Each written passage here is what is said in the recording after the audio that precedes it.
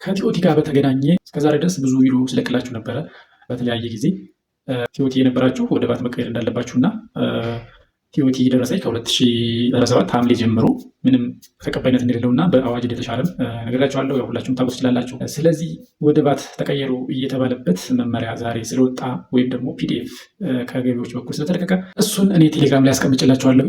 እየገባችሁ ማየት ትችላላችሁ። በጣም ሰፊ ነው። ዲቴል ይነግራችኋል ምን ማድረግ እንዳለባችሁ። ከዚህ በኋላም መጠቀም ያለባችሁ ለምሳሌ ከሐምሌ ጀምሮ ቲኦቲው ምንም ቫልዩ የለውም ወይም ደግሞ ህጋዊ እንዳልሆነ ይገልጻል። እስካሁን የተጠቀማችሁ ካላችሁ ምናልባት የሰበሰባችሁትን ማሳወቅ አለባችሁ። ካሳወቃችሁ በኋላ ምን ማድረግ እንዳለባችሁ እዛው ሂደቱን ይነግሯችኋል፣ ወይም ደግሞ አሁን የለቀቁላችሁ ላይ በደንብ ይገልጻል ማለት ነው። እዛ ላይ ማንበብ ትችላላችሁ።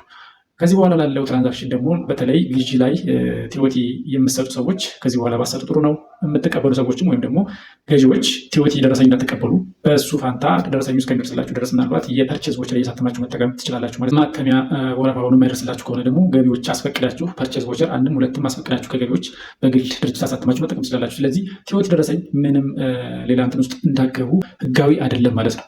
ስለዚህ ከሐምሌ ጀምሮ ህጋዊ አይደለም። ወደ ቫት እንድትቀየሩ ደግሞ ነሐሴ ጀምሮ እስከ 27 እስከ መስከረም 27 ድረስ ቀን ተሰጥቷል። ከዛ በኋላም ስቲል እስካሁን ድረስ እየተቀየረ ነው። ቲኦቲያችሁን ወደ ቫት መቀየር አለባችሁ። ስለዚህ ምን ማድረግ እንዳለባችሁ እዚህ ፒዲኤፍ ላይ ወይም እዚህ መመሪያ ላይ ይነግራችኋል። በደንብ አንብቡት። ቴሌግራም ላይ ጭኛላችኋለሁ። የቴሌግራም ቻናሉን ለማግኘት እንዳልኳችሁ ፕሮፋይል ምልክት ስትጫኑ ከስር ቀስታለች። ከሷ ስር ያለውን ሊንክ ስትጫኑ ሁለት ሊንክ ይመጣል። የመጀመሪያው ቴሌግራም ነው፣ ሁለተኛው የዩቲዩብ ቻናል ነው።